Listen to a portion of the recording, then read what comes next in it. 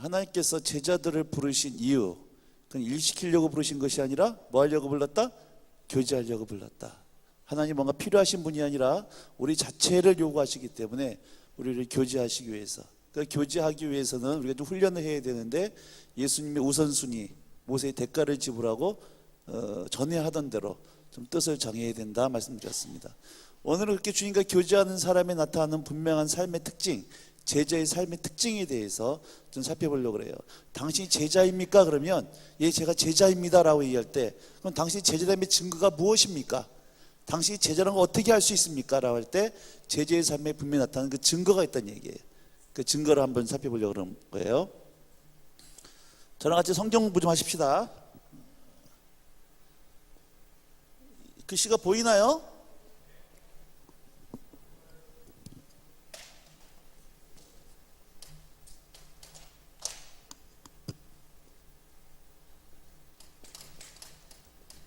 좀 보입니까?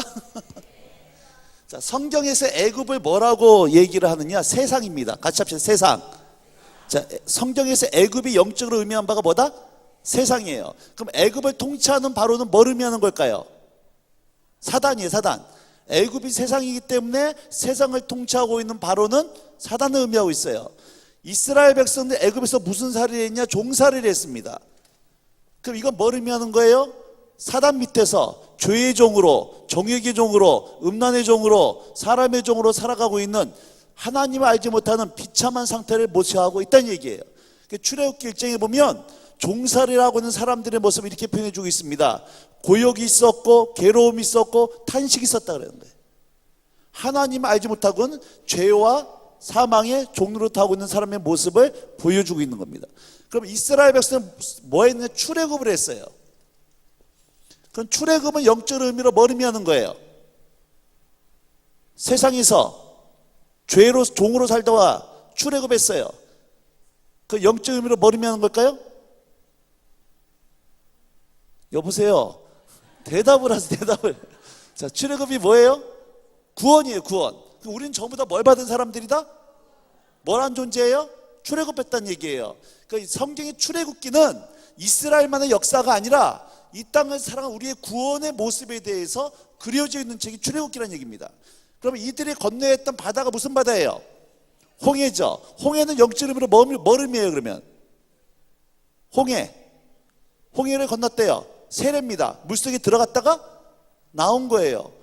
그렇게 의심이 가득한 눈으로 쳐다보지 마세요. 믿으세요 이거 지금. 예. 홍해를 건넜다 우리가 뭘 받았다? 세례 받았다는 거예요. 자, 그러면 세례받은 이렇게 홍해를 건넌 사람들을 하나님 데려갔던 장소가 어디입니까? 가나안이에요. 그러니까 가나안은 영적 의미로 뭘 의미해요? 가나안 뭐다? 네, 맞습니다. 맞고요. 천국이에요. 나 저 가나안 복지 귀한 성에 들어가려고 요단강 건너간 만날이 며칠 후 가나안 땅이 뭘 의미하는 거다? 천국. 천국이 맞아요. 그렇게 저기 틀릴까봐 노심쳐서 하지 마시고 맞다고 해드릴 테니까. 가나안 땅이 천국은 맞는데요, 가나안 땅을 천국이다라고만 해버리면은 성경을 해석하는데 굉장히 어려운 문제가 생깁니다. 자, 가나안 땅이 우리가 갈 영원한 본약, 영원한 안식할 땅 가나안 땅이 천국이 맞는데 가나안 땅을 천국이다라고만 해버리면 굉장히 어려운 문제에 부딪힙니다. 그 문제가 뭐냐? 모세가 가나안 땅 들어갔어요? 못 들어갔어요? 그러니까 가나안 땅이 천국이면 모세 천국 갔어요? 못 갔어요? 가나안 땅이 천국이잖아요. 모세 가나안 땅 들어갔어? 못 들어갔어? 그럼 가나안 땅이 천국이면 모세 천국 간 거예요? 못 간 거예요? 그럼 지금 어디가 있냔 말이에요 지금. 아 뜨거워 뭐 이렇게 가 있냐는 거예요. 자, 구원받은 이스라엘 백성들이 구원받았습니다. 세례까지, 홍해까지 세례까지 받았어요. 그런데 가나안 땅 들어갔어요? 못 들어갔어요? 못 들어간, 구원은 받았고 세례까지 받는데 어디 못 갔네? 천국 못 갔어요. 그럼 지금 어디가 있냔 말이에요 지금. 구원은 받았어요. 세례까지 받았어. 천국에 못 갔어. 그럼 지금 뭐 9천을 떠는 귀신이 돼 있냐는 거예요. 이런 문제가 발생하는 겁니다. 여러분들이 전부 다 예수 믿고 구원 받았잖아요. 어디 가셔야 돼요? 천국에. 지금 가나안 땅이 천국이면 지금 천국 안 가 계시잖아 지금. 천국 안 갔잖아요 현재. 그럼 지금 어떻게 되는 거냐는 거예요. 그러니까 가나안 땅이 천국을 의미하는 건 맞는데 가나안 땅을 천국이다라고만 해버리면 성경에서 이렇게 어려운 문제가 생긴다는 얘기예요. 그러니까 가나안 땅은 죽어서만 가는 것을 의미하는 것이 아니라 이 땅에 살면서도 우리가 들어야 할 곳이 어디란 얘기예요? 그게 가나안이라는 거예요. 가나안이 뭐가 흐르는 땅이라 그럽니까? 젖과 꿀이 흐르는 땅이라는 거예요. 이거를 히브리서 말씀에 보면, 히브리서 여호수아 말씀에 보면 뭐라 그러냐면 안식하는 삶이라 그럽니다. 요한복음 10장 10절 말씀에 보면 인자가 온 것은 양으로 무엇을 얻게 하고 생명을 얻게 하고. 절 따라서 하세요. 제발. 다시 한번 제발. 성경 좀 읽자. 네. 요한복음 10장 10절 인자가 온 것은 양으로 무엇을 얻고 생명을 얻고, 생명 얻을 뿐만 아니라 뭐 어떠한 삶? 풍성한 삶이에요. 풍성한 삶. 풍성한 삶. 이게 가나안 땅이라는 거예요. 그러니까 가나안 땅은 우리가 죽어서만 가는 것을 의미하는 것이 아니라 예수를 믿는 자들이 이 땅에서 누려야 될 안식하는 삶이요 풍성한 삶인 줄로 믿으시기 바랍니다. 근데 안타까운 거는요, 분명히 예수님이 이 땅에 오신 것은 너희가 생명을 얻을 뿐만 아니라 그 생명을 이 땅에서 풍성하게 누리는 삶을 얻기 위해서 오셨는데, 안타까운 건 이 땅에 사는 너무나 많은 성도들이 이 안식하는 삶을 누리지를 못하고 풍성한 삶을 누리지를 못하고 있더라는 거예요. 자, 여호와는 나의 목자시니 내가 부족함이 없으리로다. 어디 나와요? 시편 몇 편? 믿으세요? 여호와는 나의 목자시니 내가 부족함이 없으리. 믿으시죠? 정말 믿으시죠? 근데 정말 부족함이 없냐는 얘기예요. 왜 아멘이 안 나올까? 늘 부족하고 항상 부족하고 맨날 부족하고 범사에 부족해요. 일단 저는 이게 고민이었어요. 아니, 말씀에 부족함이 없다 그러는데 내 삶은 늘 부족한 게 너무 많아요. 그럼 도대체 이게 뭐냐는 거야. 두 가지 중에 하나입니다. 말씀이 구라든지 내가 구라든지, 말씀이 가짜든지 내가 가짜든지. 근데 말씀이 가짜일 리는 없단 말이에요. 그건 내 삶에 뭔가 문제가 있는 겁니다. 분명히 예수님이 이 땅에 오신 것은 가나안 땅 풍성한 삶을 누리게끔 오셨는데 왜 나는 그 예수님이 이 땅에 오신 그 목적대로 이 땅에서 왜 그 안식하며 풍성한 삶을 누리지를 못하고 있냐는 거예요. 안식해야 되는데 허구한 날 피곤해요. 풍성하지 못하고 맨날 결핍된 게 너무 많아. 여러분, 2000년 전에 살아계신 하나님이 지금도 살아계신 하나님 줄 믿으시죠? 동일한 역사하는 줄 믿으십니까? 그럼 잘 보세요. 2000년 전에 있었던 사도행전의 교회가 정상입니까? 현재 우리 교회가 정상입니까? 성경에 나오는 교회 모습이 정상이에요? 현재 이 땅에 살아있는 교회 모습이 정상이에요? 성경이 정상이에요. 우리가 비정상입니다. 근데 안타까운 것은 우리가 전부 다 비정상이다 보니까 우리가 정상인 것처럼 보여지고 성경이 특별한 것처럼 보여지더라는 거예요. 조지 밀러를 아시나요? 평생에 몇 번 응답받았어요? 조지 밀러 평생에 5만 번 응답받았습니다. 고아들의 아버지. 그래 그 인생으로 나눠보니까 아침 먹고 응답, 저녁 먹고 응답. 평생에 5만 번 응답받았어요. 우리 사랑하는 성도님들 몇 번 응답받으셨어요? 이건 손에 꼽아요 좀. 여러분, 조지 밀러는요 평생에 5만 번 기도 응답인데 우리는 기도 응답 손에 꼽고 평생 간증해 먹어요. 조지 밀러가 믿는 하나님하고 우리가 믿는 하나님은 같아야 들려요? 같아요. 똑같은 하나님을 모시고 있는데 하나님께서 기름 부으셨던 부흥했던 교회의 모습과 성도들의 삶과 왜 똑같은 하나님 모시고 있는 우리들이 현재들의 성도의 삶이 왜 이렇게 차이가 있냐는 거예요. 똑같은 하나님 모시고 있음에도 불구하고 왜 그들이 누렸던 그 우리 믿음의 선조에 누렸던 그 풍성한 하나님의 영광의 모습, 왜 우리는 그것을 뭔지도 모르고 누리지도 못하고 있는가? 이것을 오늘 한 가지 좀 보려고 하는 거예요. 성경이 나와 있는 그 풍성한 하나님의 하늘에서과 모든 신령한 복을 이미 복 주셨다 그러는데 왜 나는 그것을 이 땅에서 마음껏 누리지 못하고 있느냐라고 하는 거예요. 자, 모세에 이끌려서 모세의 인도함을 받아서 애굽에서 나온 이스라엘 백성들이 시내산에 머무릅니다. 시내산에 머물면서 이들이 1년, 2년 정도 머무르면서 율법을 받고 성막을 만들어요. 그 드디어 하나님께서 이제 모세를 보고 가나안 땅에 들어가라 그럽니다. 그래서 모세가 사람들을 이끌고 가나안 땅에 들어가는데 가나안 땅 입구가 있어요. 가나안 땅 초입부 어디냐? 같이 합시다. 가데스 바네아. 다시 가데스 바네아. 자, 가데스 바네아면 딱 떠오르는 사건 무슨 사건? 가데스 바네아 12명의 정탐꾼이에요. 좀 잘 보세요. 12명의 정탐꾼을 가나안 땅에 가서 정탐시키는데 며칠 동안 정탐합니까? 40일간. 이들이 12명이 각자 다른 곳을 보고 왔어요? 12명이 똑같은 곳을 보고 왔어요? 똑같은 걸 보고 왔어요. 똑같은 걸 12명이 보고 왔는데 놀라운 사실은 보고 와서 보고 온 다음에 보고가 들려져요. 10명은 이 땅을 바라보면서 뭐라 그럽니까? 이 땅은 정말 젖과 꿀이 흐르는 땅이지만 그래서 그 땅에 장정 2명이 그 땅에 실과를 메고 옵니다. 얼마나 탐스러웠는지. 그런데 문제는 이 땅에 누가 있다는 거예요? 안악자손이 있다, 철병거가 있다. 그래서 우리는 그들 보기에 뭐가 같다? 메뚜기 같다. 이 사람들이 너희들 보고 메뚜기 같다 한 얘기 아니라 지들 스스로 생각하기를 우리는 메뚜기 같습니다. 그래서 우리는 못 들어갑니다. 그 메뚜기 컴플렉스에 빠져가지고요, 가나안 땅 애굽으로 다시 돌아가자는 거예요. 돌아가자는 거예요. 그런데 2명 누구죠? 여호수아 갈렙은 똑같은 걸 봤어요.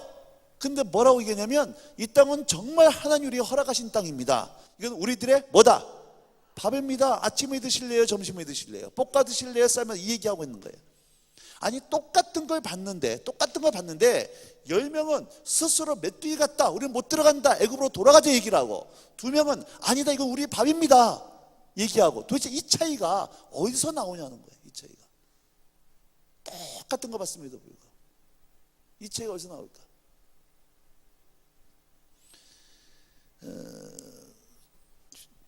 좀 송구하지만 좀 용서하고 들어주세요.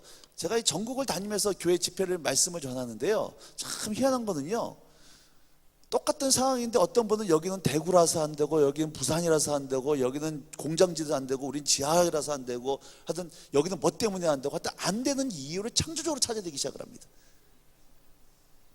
늘 안 된대요. 근데 어떤 분은 그 안 된다고 하는 데서 또 되시는 분들이 있다.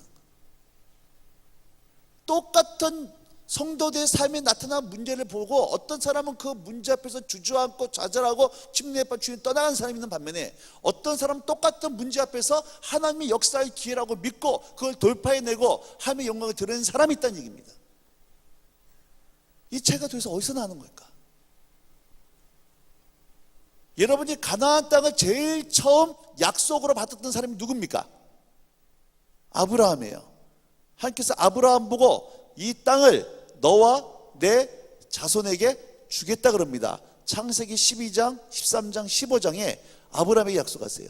그 다음에 이삭에게, 창세기 26장 이삭에게도 동일하게 이 땅을 너와 내 자손에게, 28장 야곱에게도 이 땅을 너와 내 자손에게, 50장 요셉에게, 출애굽기 2장에 보면 모세와 이스라엘 백성들에게 하나님이 이 땅을 주시겠다고 약속하는 거예요. 그러면 하나님 입장에 봐서는 이미 이 가나안 땅은 이스라엘 백성이 뭐 하신 땅입니까? 주신 거예요. 주신 거예요. 이스라엘 백성은 뭐만 하면 돼요?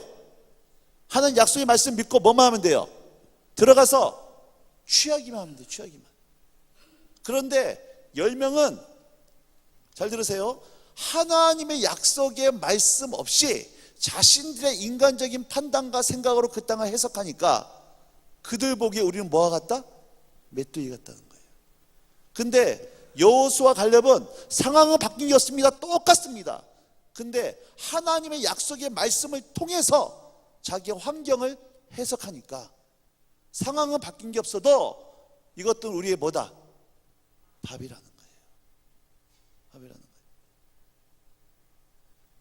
여러분, 오늘 우리의 시각과 환경으로 상황을 해석하는 사람이 있고, 환경을 통해서 하나님을 해석하는 사람이 있고요, 하나님을 통해서 환경을 해석하는 사람이 있다는 얘기예요.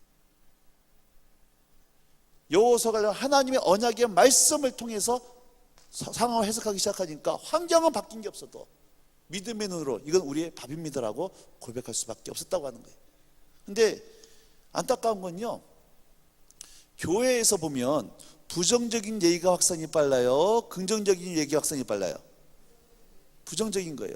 제가 여기서요 대림교회 여러분들을 막 드립다 칭찬했습니다. 와, 교회 너무 좋고 너무 젠틀하고 막 열심히 칭찬했어요. 언제까지 기억하실까?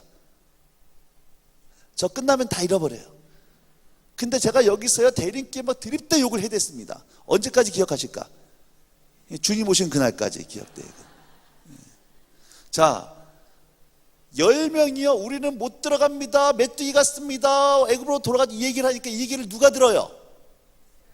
백성들이 들어요. 그래서 백성들이 그 말에 오염이 돼가지고요 전부 다 백성들이 대성통곡하면서 애굽 돌아가자는 거예요. 그 대성통곡을 우니까 막 원망하고 있으니까 그 얘기를 또 누가 들었습니까? 하나님이 들었어요. 그 얘기 하나님이 들으신 거예요. 민수기 14장 28절 한번 가보시겠습니까? 민수기 14장 28절이에요.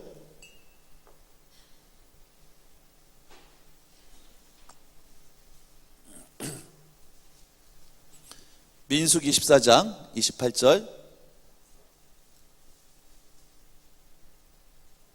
자, 시작.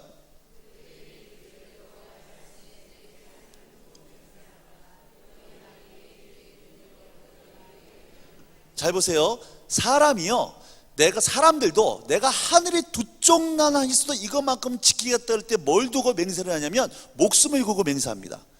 목숨을 걸고 맹세한다는 얘기는 반드시 그 약속은 뭐 한다는 거예요? 지킨다는 거예요. 근데 민수기 14, 28절 말씀은 하나님께서 하나님의 삶을 두고 맹세하신 겁니다. 하나님께 내 삶을 두고 맹세하겠는데 너희 하는 말이 하나님 내 귀에 들린 그대로 하나님 뭐 하신다? 행하시겠다는 거예요. 다시 한번, 우리가 하는 말을 누가 듣고 계세요? 그 말대로 뭐 하신대요? 행하신다는 거예요. 힘들어 죽겠네, 짜증나 죽겠네, 미치겠네 하면 어떻게 하신다는 거예요? 죽이신다는 거예요. 제가 지난번에요 하나님 만나고 왔는데 하나님께서 그러시더라고요. 야, 내가 대림교회 그 아무개 성도를 살릴지 죽일지 모르시겠대요. 뭔 얘기냐 그러니까, 아니 기도할 때는 맨날 살려달라고 하면서 말할 때는 죽었다 그러니까 하는데 어떻게 할지 모르겠다는 거예요. 여러분 잠언서 말씀에 보면 사람이 죽고 사는 것이 뭐에 달려 있어요? 혀의 권세에. 사람 입술에 열매를, 사람 그 입술에 열매를 뭐 한다? 먹는다는 거예요. 제 말이 아닙니다. 잘 따라서 하세요. 말씀이 그렇다면 그런 거다. 하나님 말씀이에요. 사람 입술에 열매를 먹으며 사람의 죽고 사는 것이 뭐에 달려 있어요? 혀의 권세에 달려 있어요. 그러니까 하나님을 알지 못해 우리 선조들도 무슨 말 했습니까? 말이 뭐가 된다? 세상 사람들은 안 된다, 못 살겠다, 죽겠다 그럴 때 적어도 이제 하나님 믿는 우리들은 내 인생에 하나님께서 함께 하실 것입니다, 나를 축복하실 것입니다, 내 가정을 변화시키실 것입니다, 내 자녀를 축복하실 것입니다, 나 아멘 할 때까지 할 거예요. 지금 하나님께서 우리 교회를 축복하실 것입니다, 우리 교회를 부흥케 하실 것입니다. 여러분, 이 믿음의 언어, 소망의 언어, 사람을 살리는 생명의 언어에게 주님을 축복합니다. 여러분, 왜냐하면 나중에 얘기를 할 수 없는데요, 이 말이라고 하는 것은 그냥 언어가 아니라 내 영의 표현이기 때문에 마음에 가득한 것이 입으로 나오는 겁니다. 입에 나오는 것이 사람을 더럽게 하기 때문에. 중요한 건 이거예요. 10명이요 우리는 못 들어간다 이렇게 탄식하니까 원망하니까 그 말을 이스라엘 백성이 듣습니다. 듣고 나서 그들이 대성통곡하니까 원망하니까 그 말을 하나님이 들으시고 그들이 말한 그대로 하루를 1년 삼아서 40일에 40년 동안 결국 못 들어간다고 얘기했던 그 사람의 믿음대로, 고백대로 이들은 아무도 가나안 땅에 들어가지 못하고 가나안 땅에서 뺑뺑이 돌며 죽더라는 거예요. 그래서 여러분, 자녀들이 성적표를 받아왔는데 전부 다 가에다가 하나 양 받아 갖고 왔어, 성적이. 그럴 때 성적까지 너무 뭐라 그러지 말고요, 말이라도 너 믿으면 너 선포해 주세요. 너 너무 한가움에 가면 집중하는 거 아니냐 이러면서. 응?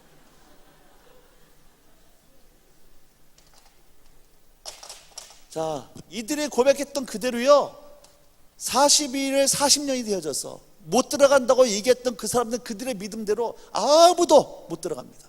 다 죽어요. 그리고 모세마저 죽습니다. 그 다음 후계자가 누구예요?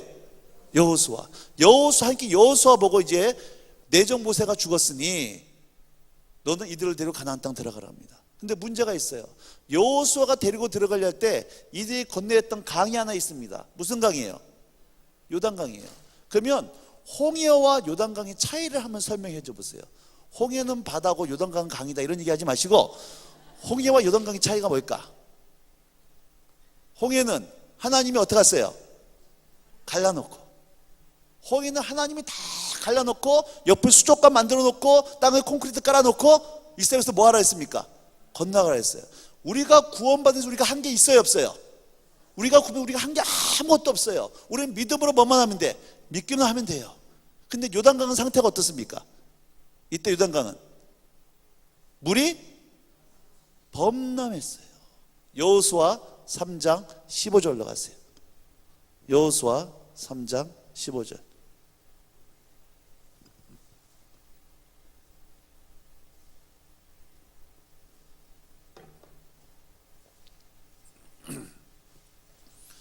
여호수아 3장 15절입니다. 자, 시작. 네, 요단이 곡식 거두는 시기에는 항상 언덕에 물이, 이 곡식이라는 게 보리입니다. 보리 거두는 시기예요. 이스라엘에서 4월에서 5월입니다. 이때는 우기예요. 우기 때. 그래서 이스라엘 비가 우기가 내리면은, 비가 집중적으로 내리면은 요단 강물이 강뚜기로 흘러 넘친다는 거예요. 여러분, 여름에요 계곡에 물이 불어가지고 사람들이 고립되는 거 본 적 있으시죠? 그 상태예요.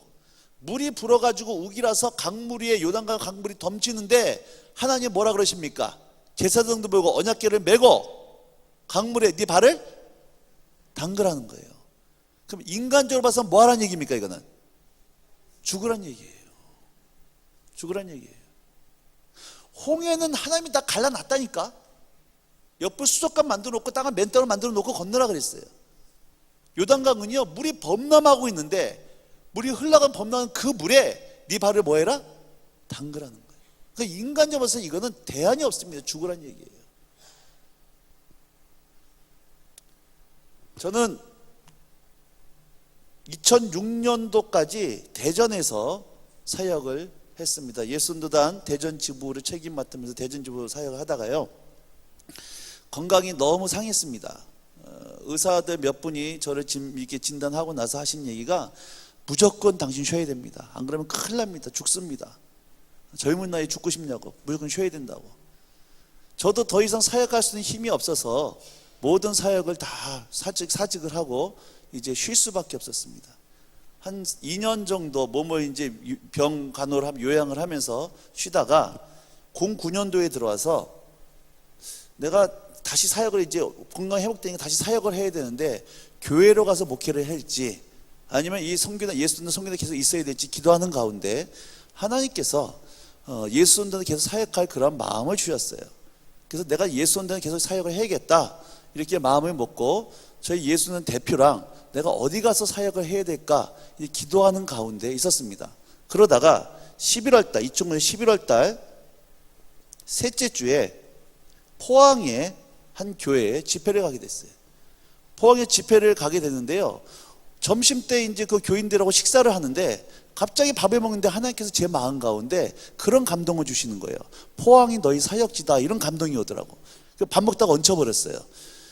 왜냐하면 내 삶에서 포항은 있어서 한다고 있을 수도 없는, 포항에 피읍자면서 상당히 기분이 나빠지는, 이 멀어도 너무나무 동쪽의 끝, 근데 포항이 저희 사역지더라고 이런 감동이 오니까 너무 마음이 어려운 거예요.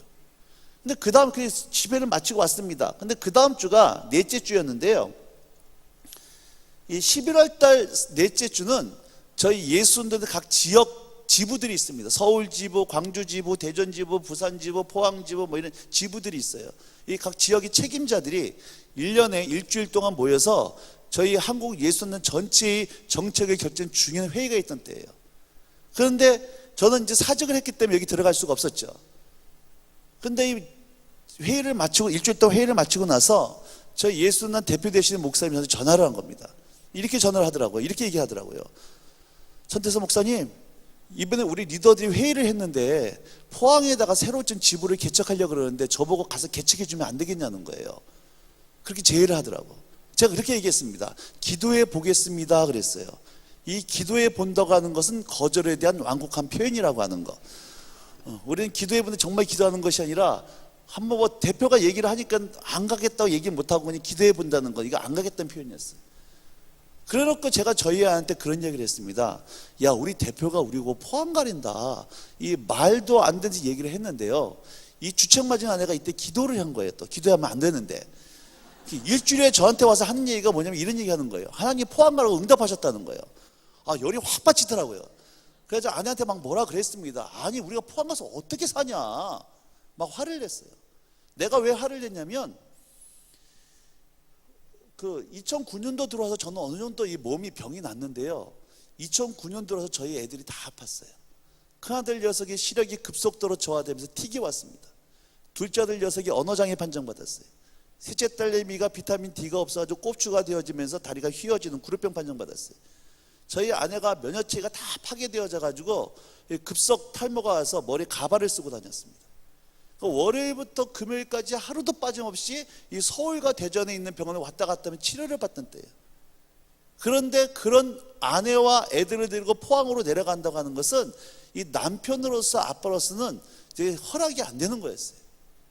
그런데 제가 또 저희 아내 말을 무시할 수 없는 이유 중에 하나가, 저희 아내는 어렸을 때 저희 장인어른 되는 양반이 바람이 나가지고 딴 여자랑 살림을 차리고 저희 장모님하고 저희 아내를 쫓아냈습니다. 쫓아내서 저희 장모님 화병으로 일찍 돌아가시고 저희 아내는 고아 아닌 고아처럼 홀로 자랐어요.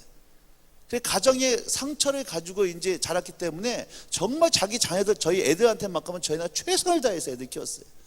근데 그런 아내가 그 아픈 애들을 데리고 포항으로 내려가자는 것은 그냥 나올 수 있는 얘기가 아니에요. 뭔가 하에게 응답을 받았기 때문에 나올 수 있는 얘기예요. 내가 알았습니다. 내 사역지가 포항이구나. 포항 가기를 원하시는구나. 그런데 상황은 갈 수 있는 상황이 아니었어요. 대전에서는 바우처라고 나라에서 지원도 받았고 전문 병원도 있었는데, 포항 내려가면은 전문 병원도 없고 바우처 나라 지원도 받을 수 없고, 이게 뭐 불치병은 아니지만 치료를 중단하면 고착이 될 수밖에 없는 그런 병이었는데, 그런 애들을 데리고 간 것은 정말 환경적으로 이게 나올 수 있는 얘기가 아니에요. 그런데 제 영은 감각을 했습니다. 하나님께서 포항 가는 게 맞구나. 그래서 아내 보고 들어가 잠 자라 그러고 거실에 나와서요, 하나님과 씨름하는 씨름을 하기 시작했어요. 그냥 거실에서 끙끙거리다가 쓰러 잠드는 거예요. 하나님, 포항 가는 게 맞긴 한 것 같은데 하나님, 그럼 우리 애들 어떡합니까? 하면 아내는 어떡합니까? 그러다가 끙끙거려 쓰러져 잠들고 이런 식으로 시간이 지나기 시작했어요. 제가 예전에 하나님 기도할 때 분명히 이런 식으로는 일하지 말라고 분명히 이제 말씀드려 놓은 게 있거든. 하나님 잃어버리신 모양이에요. 또 이런 식으로 또 일하시는 거예요. 한 열흘쯤 된 것 같아요. 그날도 한 새벽 3시쯤 된 것 같습니다. 끙끙거리고 잠도 안 오고, 포항 가긴 가겠는데 도저히 엄두는 안 나고, 그렇게 거실에서 이렇게 그냥 기도하고 있는데요, 그때 갑자기 하나님께서 제 마음 가운데 하나의 생각이 딱 떠오르게 하셨어요. 하나님께서 그런 말씀을 제 안에 들려주기 시작했습니다. 이런 얘기였어요. 네가 네 새끼 책임질래? 내가 네 새끼 책임질까? 그 한마디였어요. 제 마음속에 네가 네 새끼를 책임질래? 내가 네 새끼를 책임질까? 근데 가만히 생각해 보니까요, 제가 저 애들 책임진다고 해봤자 병원 데려밖에 못해요. 근데 하나님이 책임진다는 얘기는 뭐예요? 치료하시겠다는 거예요. 하나님께 그렇게 기도했습니다. 하나님께서 치료하신다면 그건 내가 포항 내려가겠습니다. 분명히 말씀드리지만 치료해 주셔야 된다고. 그래서 2010년도 2월 23일, 제가 지금도 날짜도 기억합니다. 2월 23일 날 대전에 있는 집을 정리하고 포항으로 내려갔어요. 제가 지금 포항에 살고 있거든요. 정말 추웠어요. 날씨가 추운 것도 있지만 마음이 너무너무 추웠습니다. 아는 사람은 없고 애들은 아픈 애들 데리고 내려가는 것이 정말 쉽지 않았어요. 또 저희 단체가 예수단이 이게 무식한 건지 뭘 현실을 모르는지, 아니 이렇게 개척을 내보내면 그 뒷받침은 좀 뭔가 좀 해줘야 될 거 아니에요. 저희 단체 10원 한 장 없습니다.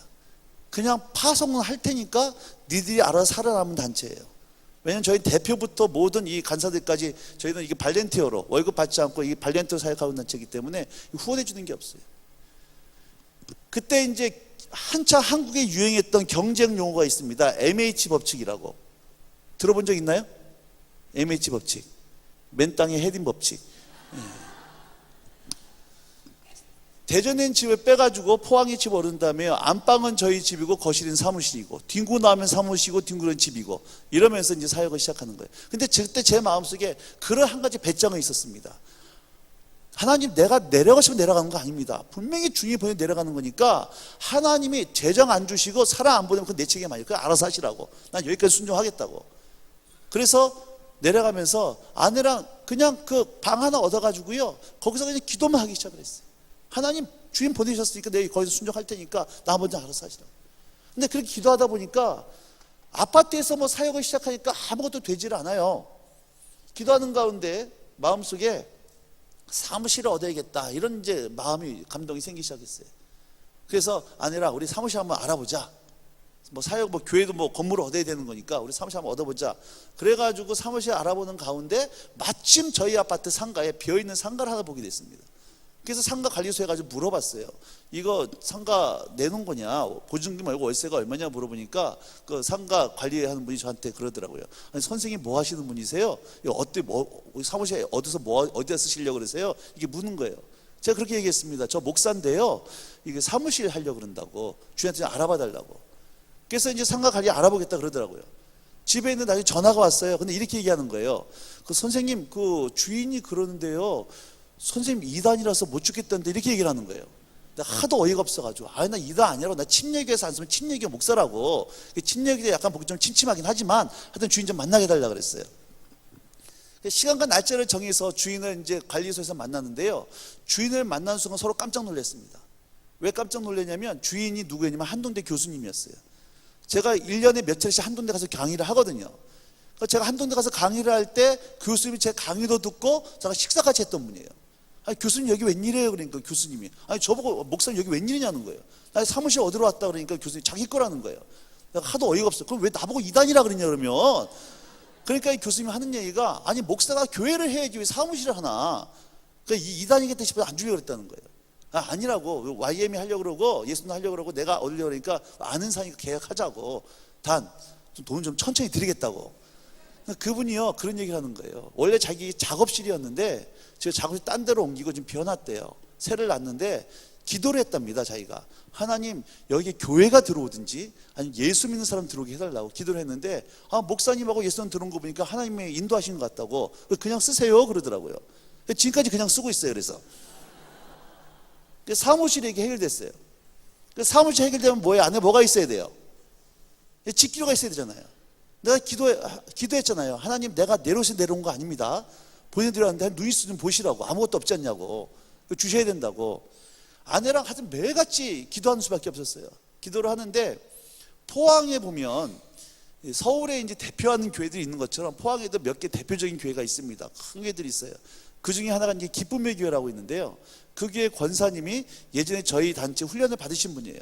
그 장로님이 계셨는데 장로님 일찍 돌아가시고 권사님의 간호사로 계시다가 은퇴를 하셨습니다.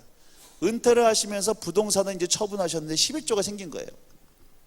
11조가 생겼는데 이걸 어떻게 할까 기도하는 가운데 마침 포항에 예순단이 들어왔다는 얘기를 듣고 이분이, 내가 여기다가 11조 후원 좀 해야겠다, 이런 마음이 드셨던 모양이에요. 전화가 왔어요. 식사 좀 하자고. 밥 사준다고 해서 내가 좋아서 나갔는데 그분이 식사를 하면서 그 얘기를 하면서 저한테 재정을 이제 헌금해 주시는 거예요. 그 재정을 가지고 여기 있는 이제 그거를 다 그 집기를 마련할 수 있었습니다. 그 다음에 이제 문제가 됐던 것이 뭐냐면 차가 문제가 됐습니다. 제가 이제 워낙 전국을 쏘다니다 보니까 2003년도에 제가 안식년 할 때 하나님께 차를 하나 허락을 해주셨는데요, 워낙 전국을 쏘다니다 보니까 2010년도 와서 차가 어느 정도 상태가 되냐면 고속도로를 가다가 차가 삐치면 지가 알아서 서요. 그냥 달래주고 가야 돼. 삐치면 차가 안 가. 그래서 하나님, 이런 차가 나 도저히 못 다니겠습니다. 나 이거 길 가다 숨겨하게 생겼으니까 차 좀 주셔야 된다고.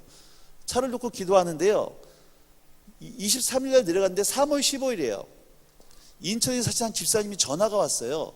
목사님 포항 내려갔다면서. 그러니까 어떻게 하셨어요? 그러니까 그 집사님이, 저희 부부가 저기서 기도하는 거지 몰랐냐고. 그러시냐고 계속 기도 좀 해달라고 그랬어요. 근데 그분이 저한테 그런 얘기를 하는 거예요.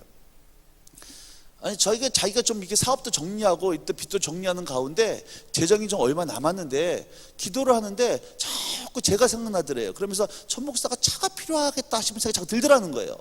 그래서 자기가 차 사는데 1,000만 원 정도 헌금할 테니까 차 필요하면 보태서 쓰라고 1,000만 원을 보내겠다 그러는 거예요. 제가 속으로 아따 할배 500만 좀 더 하지 싶어가지고 집사님 비타 500을 아십니까? 얘기할까 말까 하다가 하여튼 그 얘기는 안 하고 하여튼 감사하다고 잘 받았어요. 그분이 왜 1,000만 원을 보내 생각해 보니까 옛날에 그 집사님 남편을 제 차에 태우고 가다 그때 쓴 적이 있거든. 그래서 그 남편이 그것 때문에 굉장히 고생한 적이 있어가지고요. 그것 때문에 보냈나 싶었어요. 하여튼 1,000만 원을 이제 받았고요. 근데 500만, 제가 중고차를 하나 살려고 하는데 1,500만짜리 승용차 하나 있었거든요. 근데 500만이 더 필요해 기도를 하는데 마침 이제 그 4월 말에 분당 만나감리교, 김변성 목사님 생각하는 분당 만나감리교회에서 저희 예수원도 50주년 되는 행사가 거기서 일주일 동안 저희가 하게 됐었습니다. 제가 만나감리교회도 1년에 한 몇 차례 가서 말씀을 전하거든요. 그러다 보니까 교인들하고 좀 친해진 분들이 있어요. 제가 온다는 얘기를 듣고 교인 중에 한 분이 자기 내외밖에 없으니까 자기 집에서 머물라고 같이 교제하자고, 제가 감사하다고. 그래서 월요일부터 금요일까지 그 집에서 머문 걸로 하고 월요일날 집회를 마치고 그 다음에 이제 그 집 네 분이나 차를 한 잔 마시는데요. 네 분이 봉투를 하나 딱 주시는 거예요. 이렇게 얘기하는 겁니다. 목사님 여기까지 왔는데 필요한데 쓰세요 그러더라고요. 저는 이제 필요한데 쓰라고 했으니까 한 10만 원 정도 헌금해 주겠거니 생각해서 감사합니다 하고 받고 그 다음에 확인도 안 했습니다. 그 다음날 아침에 그 만나교회 앞에 있는 뉴카 백화점에서 운동화를 하나 사려고 그러고 갔어요. 10만 8천 원 달라고 그러더라고요. 8천 원하고 꺼내가지고 봉투째 점원한테 줬습니다. 점원이 계산을 안 해요. 자꾸 저 쳐다봐. 왜 계산 안 해주세요? 그래 물어보니까 그 전어머니 딱 보여주는 거 오용바지 수표를 보여주는 거예요. 그럼 다시 주세요 해서 달라 그래가지고 카드로 이제 사고 그 500만 원 헌금 받은 거 가지고 처음에 가지고 이제 차를 살 수가 있었어요. 사무실이 해결되어지고 차가 해결되어지고 나니까 이때부터요 저희 이제 풀타임 간사들, 저처럼 이제 아예 이렇게 이 사역을 전업으로 하는 풀타임 사역자들이 내려오기 시작했습니다. 문제는 이 풀타임 사역자들은 전임 사역자들은 자기 집만 가지고 내려, 자기 가방만 하나 내려오면 돼요. 근데 이들이 머물 수 있는 그들이 살고 있는 집은 제가 마련해 줘야 됩니다. 집이 뭐 한두 푼도 아니고 어떻게 제가 무슨 수를 감당을 해요? 그래서 기도하는 수밖에 없잖아요. 하나님, 홈플러스가 또 원플러스 원이라는 게 있는데 하나님 간사가 내려오면 집이 있어야 됩니다. 집 없으면 이게 받을 수가 없습니다. 그건 저한테 상식이었어요. 하나님께서 사람을 보내주시면 뭐까지 마련해 주셨다는 거예요. 집도 마련해 주셔야지 사람 보내고 집을 안 마련해서 받을 수가 없는 거예요. 그래서 하나님께서 분명히 하나님의 성품상 하나님이 사람을 보냈다는 얘기는 집까지도 마련했겠다 싶어가지고 집을 내가 하나님 믿음으로 계획할 테니까 나머지는 알아서 잔금 주셔야 된다고. 어차피 없는 사람이 1억이나 10억 똑같으니까 20평짜리 빌라 하나를 마련을 이제 계약을 했습니다. 그래서 그때부터 기도를 하는데요. 하나님이 단점이 있더라고요. 하나님 앞에. 하나님의 단점이 뭐냐면 하나님이 시간관념이 좀 없어요. 그러면 이때까지 주셔야 돼. 근데 이때가 안 주시는 거야 이게. 잔금 치를 날짜가 일주일 남았는데 속이 바짝 타가는 거예요. 일주일 후에도 잔금이 안 오면은, 안 생기면은 계약도 깨지고 계약금 날리고 사람도 못 내려고 완전히 사람 바보 되는 겁니다. 뭐 10원짜리 뭐 하나 뭐 들어오는 게 없어요. 헌금 들어오는 게 없어요. 일주일 남겨놓고 이제 일주일 후까지 이제 아무 없었는데요. 기도만 하는 거예요. 기도를 하는데 부산에 이제 일주일 부산에 회의가 있어서 부산으로 내려갔습니다. 부산 내려가니까는 이제 제가 왔다는 얘기를 듣고 부산의 몇몇 집사님들이 이제 연락이 왔어요. 식사 좀 하자고. 그래서 이제 식사로 나갔는데 부산에 보면은 그 남편도 사업하고 이 집사님도 사업하고 부모님도 사업하는, 그래서 온 가족이 사업하시는 이 집사님이 한 분 계십니다. 그분이 어느 날 이 하나님께서 갑자기 마음속에 그런 감동을 주셨어요. 여유로 들어오는 재정은 무조건 그냥 저축하라는 마음을 이렇게 주셨던 모양이에요. 그래서 저축을 하셨는데 식사로 나가자고 하는 얘기를 듣고 나오는데요, 그 마음 성령께서 너무나 강력하게 너 통장 돈 들고 가라는 이 감동을 주셨던 모양이에요. 통장 돈 들고 나오신 거예요. 그래서 식사를 하고 헤어지는데 그 집사님이 잠깐 좀 얘기 좀 하자 그러더라고요. 얘기를 하고 차 한잔 마시는데 그분이요, 그러니까 뭔지 모르겠대. 뭔가 모르겠다 하더니 너무나 이 감동이 있어가지고 통장 돈 드릴 테니까 그건 알아서 하시오. 나도 뭔지 모르겠지만 전 목사 알아서 하시라고. 그래서 제가 그런 얘기를 했어요. 집사님, 다음 주까지 이거 집 계약을 해야 되는데 기도하고 있었는데 집사님이 재정의 통로가 돼서 해주시는 것 같다고, 감사하다고. 그렇게 해가지고 그 간사들이 머물 수 있는 공동생활 집을 하나 마련할 수가 있었어요. 지금 6년이 됐는데요, 이런 식으로 해가지고 하나님께서 집을 지금 3채를 허락을 해주셨습니다. 2채는, 집 2개는 지금 자매들이 살고 있고요, 하나는 형제들이 살고 있어요. 풀타임 저희 전임 간사들이 10명이 지금 현재 16명이 사역을 하고, 포항에서 16 사역하고 있는데 10명이 넘어가다 보니까 이 사무실이 좁아지기 시작을 했습니다. 10명, 왜냐하면 사무 공간도 해야 되고 회의도 해야 되고 여기 식당에 밥도 해 먹어야 되니까 너무 좁은 거예요. 그래서 간사들이 그때부터 저희 같이 기도하기 시작했습니다. 하나님, 우리가 내려오셔서 내려온 거 아닙니다. 주님이 보내셔서 내려왔습니다. 하나님, 사무실이 있어야 됩니다. 그래서 열심히 사무실 살다가 기도하는데요, 이때부터 또 하나님이 어떻게 일하시냐면, 이게 저희 사무실이에요. 여기 세탁소입니다. 상가에. 여기가 학원이에요. 다른 사무실인데 이 학원이 딴 데로 이전을 해버린 거예요. 비게 됐습니다. 그래서 저희 간사님들한테, 야, 우리 기도하자. 그래서 화장실 왔다 갔다 하면서 이게 침 바르자. 돈 없지만 달라고 침 바르자. 그래서 손 바르고 기도하는 거예요. 하나님, 이거 우리 업체는 주실 줄로 믿습니다. 기도하는 거예요. 문만 열고 나면 빈 사무실이거든요. 근데 이때부터 하나님이 일하시는데 어떻게 일하시냐면, 서울 양재동이에요. 어떤 좀 큰 장로교회가 있습니다. 그 교회를 그 목사님이 개척을 할 때 제가 지금도 함께 관계를 좀 도와드리고 있는데요, 그 목사님이 개척을 하는데 지금은 굉장히 큰 교회로 좀 됐습니다. 한 교인들이 한 5천 명 되는 교회로 성장을 했는데, 그 교회는 2가지 하면 안 된다 그래요. 돈 자랑하면 안 되고 자식 자랑하면 안 되고, 그만큼 뭐 이제 내노라는 사람들이 다니는 교회인데, 그 교회는 추수감사절 때 들어오는 모든 재정은요, 교회로 안 들어오고 전부 다 개척교회에서 전부 다 헌금을 합니다. 그 담임 목사님 저한테 전화를 한 거예요.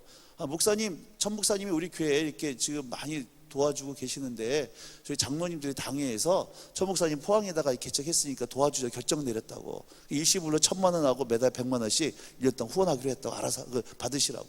감사하다고 받았어요. 그 다음에 일주일 후에요, 온누리교회입니다. 온누리, 양재 온누리교회 교인이 저한테 연락을 온 거예요. 전 지금도 누군지 몰라요. 만나본 적도 없어요. 근데 그분이 저한테 연락 와서 이렇게 얘기하는 거예요. 제가 온누리교회에 가서 이제 집회를 했을 때 그분이 제 이제 그 말씀을 듣고 나서 기도하는데 자꾸 감동이 되어져서 좀 헌금 좀 하겠다고 보내주신 거예요. 그분이 1,000만 원을 또 이시로 보내주셨어요. 한 달 후에 이 마포에 있는 감리교회니까 이 성광감리교회라고 있습니다. 방원철 목사님이 사역하시는 성광감리교회 부흥회를 하게 됐어요. 주일부터 수요일까지 부흥회를 하고 수요일날 이제 집회를 마쳤는데요, 그 방원철 목사님, 담임 목사님이 광고를 하는데 이렇게 광고를 하는 거예요. 여러분들 교인들 한 달에 10,000원씩만 1년 동안 작정하시고, 작정한 헌금은 전부 다 이 포항 예수님들한테 후원하겠습니다. 이렇게 광고를 하신 거예요. 그래서 그 성광감리교회에서 매달 100만 원씩 헌금이 들어오기 시작을 했습니다. 그래서 재정이 이제 많이 쌓여져서 저희가 이거를 저희가 또 전세로 얻어서 사역할 수가 있게 지금까지 그렇게 사역을 하고 되어진 거예요. 뭐 그 외에도 이제 여러 가지 일하신 것이 많죠. 제 삶에 있어서의 이 요단강은요, 이런 문제였습니다. 사무실이었고 스텝이었고 차였어요. 근데 기도하는 가운데 하나님께서 정말 저는 죽을 것만 같았어요. 근데 내 발을 내딛기 시작하니까 하나님께 요단강물의 물을 열어 주시더라는 거예요. 포항에 내려가서 하나님께서 저희 애들, 저에게만 해당되는 얘기입니다. 저처럼 하시면 안 됩니다. 각 사람마다 틀려요. 저는 하나님께 치료하시겠다고 말씀하셨기 때문에, 응답을 받았기 때문에, 또 병원도 없었고, 아침과 저녁으로 아내에 빠져있는 머리에, 아들 녀석의 튀게 얼굴에, 둘째 아들 입술에, 셋째 딸내미 휘어있는 다리에다 손을 얹고 매일같이 기도했어요. 하나님, 언약에 신실하신 하나님, 말씀에 의지해서 내가 기도합니다. 치유하여 주시옵소서. 1년 동안 모든 치료를 중단하고 기도만 했어요.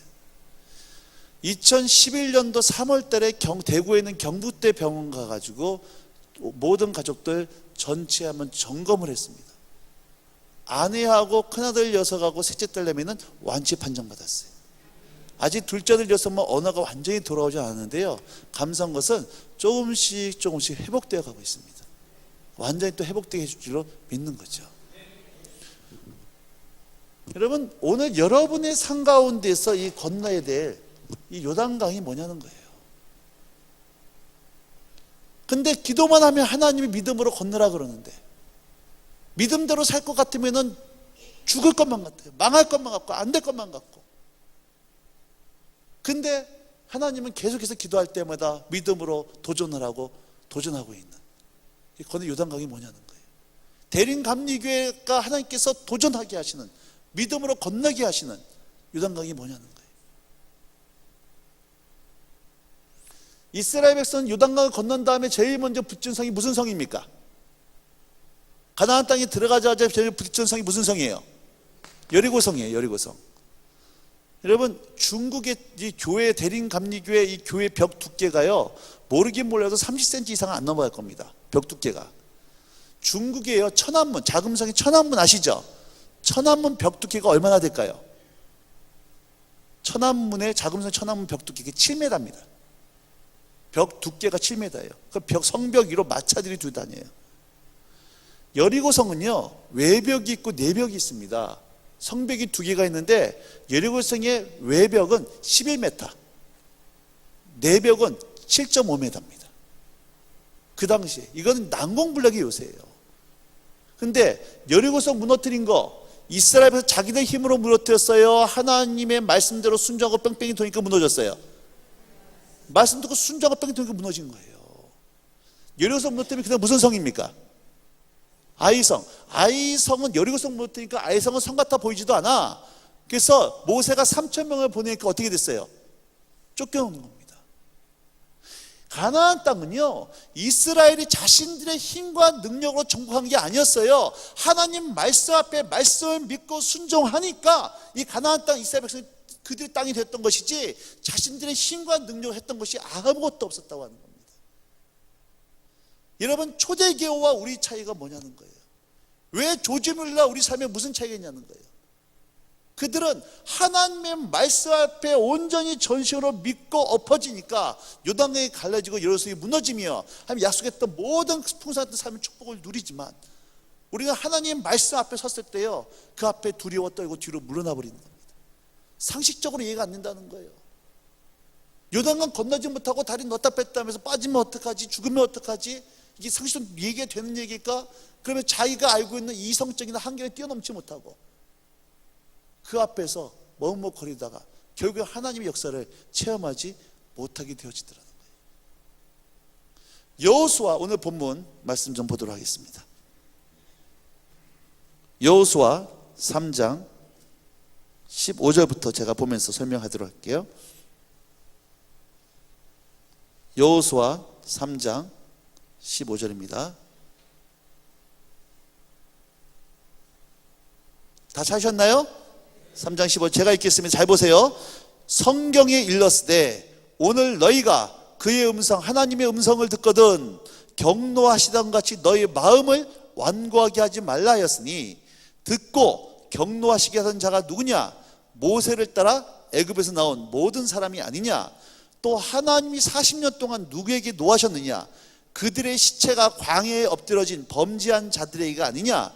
또 하나님이 누구에게 맹세하사 그의 무엇에? 18절 뭐라 그랬어요? 그의 안식이 뭡니까? 가나안 땅, 적게 흐르는 땅, 풍성한 삶. 이해되세요? 이해가 돼요, 안 돼요? 지금 가나안 땅이 뭐라 그랬어요? 적극 흐르는 땅, 안식하는 삶, 풍성한 삶이라고 그랬죠. 즉 이스라엘 백성들이 하나님의 음성에 순종하지 아니함으로 어디에 들어가지 못했다?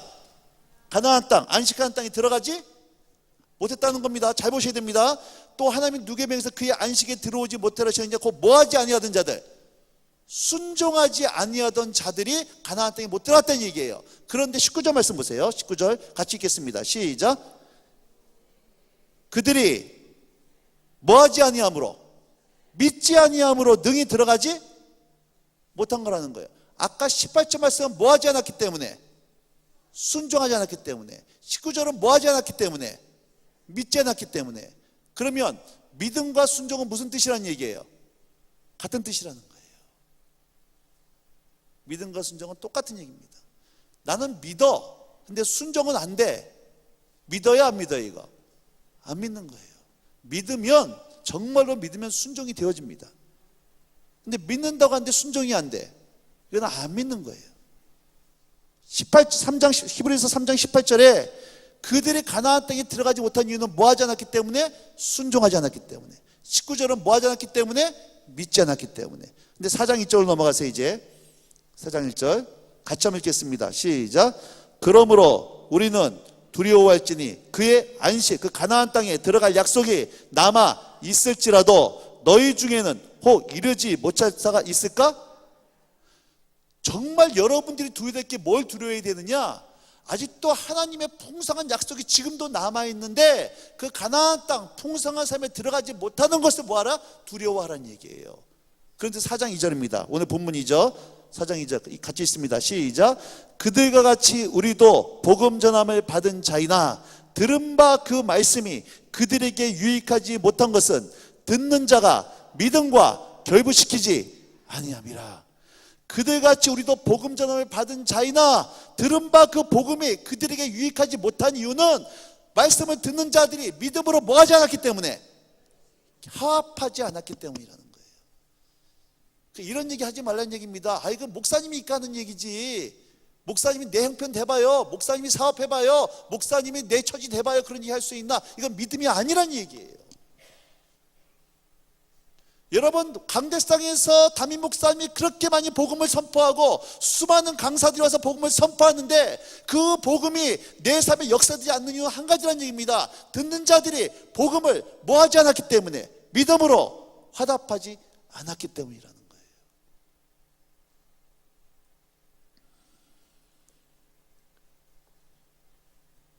제자의 삶의 특징이 무엇입니까? 순종이에요. 하나님과의 깊은 교제를 통해 하나님이 누군지를 아니까 그 하나님 말씀 앞에 엎어지게 되어지는 거예요.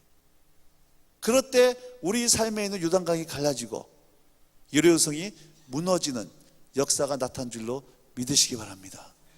이 눈에 아무 증거 아니 배어도, 이 귀에 아무 소리 아니 들려도 믿음만을 가지고서 내 발을 내딛기 시작할 때 요단강이 갈라지고 여리고성이 무너지며 가나안 땅의 풍성한 삶이 여러분 것이 되어준 줄로 믿으시는 거예요. 여러분, 맨날 너무 했던 얘기 간증 듣고 아멘 하지 마시고요, 오늘 내가 하나님 말씀에 순종함으로 내가 오늘 체험했던 그 신앙의 간증들을 여러분 자녀들에게 눈 똑바로 뜨고, 아버지 어머니가 이렇게 하는 말씀에 순종했더니 이렇게 역사하셨다고 하는 살아있는 생생한 하나님의 체험의 간증들을 여러분의 자녀들에게 신앙의 유산으로 물려줄 수 있고, 이 대림교회가 과거의 영화를 따지는 것이 아니라 지금 청년들 예배드리고 있는 것 같은데요, 여러분 청년들에게, 우리 여러분 세대들의 하나님 믿음의 신앙을 청년들에게, 주일학교 중도에게 믿음을 유산 물려줄 수 있는 믿음의 부모들 되게 주임으로 축복합니다. 한 가지만 더 마칠게요. 여호수아 6장, 여호수아 14장으로 가세요. 이것만 보고 마치겠습니다. 여호수아 14장, 여호수아 14장입니다.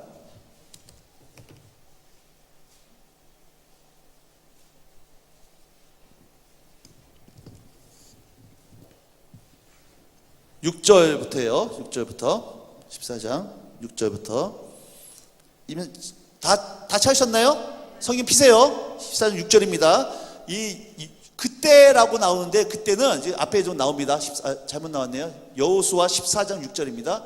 그때라고 하는 것은 이스라엘이 가나안 땅에 들어가서, 여호수아 가나안 땅에 들어가서 가나안 정복전을 다 끝냈을 때입니다. 가나안 땅을 다 정복했어요. 그게 5년 걸립니다. 가나안 정복전 끝내고 땅을 나눠줄 때예요. 그때에 그 가나안 정복이 끝났을 때 유다 자손이 길갈에 있는 여호수아에게 나아오고 그들 사람 여분네 아들 갈렙이 여호수아에게 말하되, 여호와께서 가데스 바네아에서 나와 당신에게 대하여 하나님의 사람 모세에게 이르신 일을 당신이 아시는 바라. 내 나이, 갈렙의 나이입니다. 내 나이 40세에 여호와의 종 모세가 가데스 바네아에서 가데스 바네아 무슨 사건? 12명의 정탐꾼입니다. 나를 보내어 이 땅을 정탐하게 하였으므로 갈렙 내가 성실한 마음으로 그에게 이것은 우리들의 밥입니다라고 보고하였고, 그러나 나와 함께 올라갔던 내 형제들 10명은 우리는 메뚜기 같습니다. 애굽으로 돌아가자고 말하므로 백성의 간담을 높게 하였으나 나는 내 하나님 여호와께 충성하였으므로 그날에 모세가 맹세히 이르되, 네가 내 하나님 여호와께 충성하였은즉 너의 발로 밟는 땅은 영원히 너와 내 자손의 기업이 되리라 하였나이다. 이제 보소서 여호와께서 이 말씀을 모세에게 이르신 때로부터 이스라엘이 광야에서 방황한 이 45년 동안을 40년 동안은 광야에서 생활했고 5년 동안은 가나안 땅을 정복한 겁니다. 45년 동안은 여호와께서 말씀하신 대로 나를 생존하게 하셨나이다. 오늘 내가 85세로 돼 모세가 나를 보내던 날과 같이 오늘도 내가 여전히 강건하니 내 힘이 그때나 지금이나 같아서 싸움이나 출입에 감당할 수 있으니 12절 말씀 같이 한번 읽겠습니다. 시작. 그날에 여호와께서 말씀하신 이 산지를 지금 내게 자, 여호수아가 뭘 요구합니까? 아니 산지를 요구해요? 평지를 요구해요? 산지예요. 여러분 여호수아는 지금 은퇴할 나이입니다. 85세예요. 그러면 산지가 아니라 평지를 요구해도 된 나이입니다. 근데 산지를 요구하는 거예요. 보세요. 당신도 그날에 들으셨거니와 그곳에는 그 산지는 지금도 아낙 사람이 있고 그 산지에 있는 성읍들은 크고 견고할지라도 여호와께서 나와 함께 하시면 내가 여호와께서 말씀하신 대로 그들을 쫓아내리다 하니 여호수아가 여분의 아들 갈렙에 축복하고 헤브론을 그에게 주어 기업을 삼게 하며 자 산지 이름이 뭐였습니까? 헤브론이었죠. 꼭 기억하세요. 갈렙이 요구했던 산지 이름이 뭐예요? 헤브론입니다. 자 15절, 14절 헤브론이 그 사람 여분의 아들 갈렙의 기업이 되어 오늘까지 이르렀으니 이는 그가 이스라엘 하나님 여호와께 충성하였습니다. 근데 15절 말씀 잘 보세요. 헤브론의 옛날 이름은 뭐였습니까? 기럇아르바. 헤브론의 옛날 이름은 기럇아르바인데 기럇아르바 어떤 도시냐? 아르바는 아낙 사람 가운데서 가장 큰 사람이었더라. 무슨 얘기예요? 아낙 사람 가운데 가장 용맹했던 사람 그게 누구예요? 아르바였고 그 아르바라는 사람이 만든 도시가 무슨 도시예요? 기럇아르바예요. 우리나라의 가장 용맹했던 장군 하면 이순신 딱 나오는 것처럼 아낙 사람이 가장 용맹했던 장군 아르바가입니다. 그 아르바라고 하는 사람이 만든 도시가 기럇아르바예요. 갈렙이 요구했던 산지 이름이 처음에 뭐였습니까? 기럇아르바. 근데 갈렙이 요구해서 그 땅을 뭘로 만들어요? 헤브론으로 만드는 거예요. 헤브론의 말뜻이 뭐냐? 여러분 하나님과의 교제라는 뜻이에요. 헤브론이. 지금도 아낙 자손이 있고 지금도 성읍들은 그 견고한 남궁벌의 요새 기럇아르바 그 땅을 갈렙이 85세에 요구합니다. 이 산지를 내게 주었어. 그 땅을 정말 그 땅을 이름 뭘로 보냐? 헤브론으로 만드는 거예요. 여러분 갈렙의 하나님은 지금도 살아계십니까? 다시 한번 갈렙의 하나님은 지금도 살아계세요? 그러면 하나님의 갈렙은 어디 있냐는 거예요. 지금도 이 산지를 내게 달라고 요청하면서 모든 사람이 가기를 두려워하는 기럇아르바로 복음을 두고 뛰어들어가서 그 땅을 헤븐으로 만들어버릴 수 있는 하나님의 갈렙. 오늘 여러분의 기럇아르바 어떤 사람은 친정일 수 있고 어떤 시댁일 수 있고 어떤 직장일 수 있고 대림교회 주신 기럇아르바 서울 땅 영등포구 하나님이 통치하지 못하고 여전히 음란이 있고 불법이 있고 부정이 있고 살인이 있고 강도가 있는 어둠이 통치하고 이 기럇아르바 이 땅을 여러분 대림교회를 통해 헤븐으로 바꿔버린 역사 있게 주임으로 축복합니다. 그리고 여러분의 자녀들이 대림교회 청년들이 이 땅을 내게 달라고 요청하면서 기럇아르바 같은 이 정치계, 경제계, 문화계, 예술계, 교육계, 의료계, 이슬람권, 힌두권, 공산권 뛰어들어가서 그 땅을 복음화시켜버리고 하면대로 만다로 만들어버릴 수 있는 하나님의 갈 같은 용사들이 그 자녀들이 여러분 자녀가 되어지고 그런 자녀들이 대륙에 태어난 역사 있기를 주임으로 축복합니다.